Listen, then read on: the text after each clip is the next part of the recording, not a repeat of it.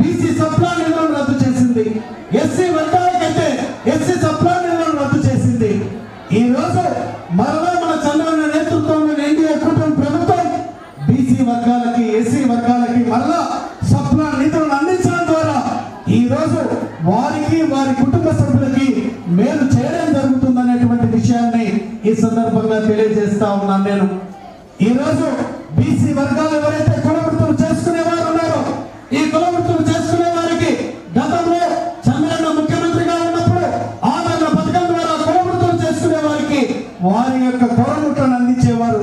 రజకులకైతే ఇస్త్రీ పెట్టెలు, వాషింగ్ మిషన్లు, అలాగే మిగతా యొక్క ఏదైతే కుల వృత్తులు చేసుకునే వారు ఉన్నారో వారికి సంబంధించినటువంటి కొరముట్లను అందించేటువంటి పరిస్థితి తిరిగి మరలా ఆ కార్యక్రమానికి నాంది పలుకుతుంది.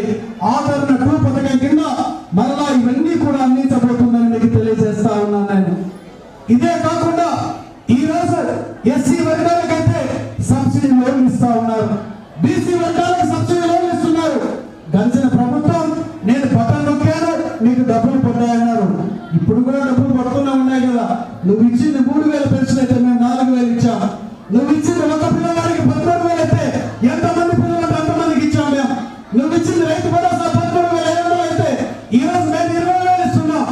ఇది కాదు కావాలి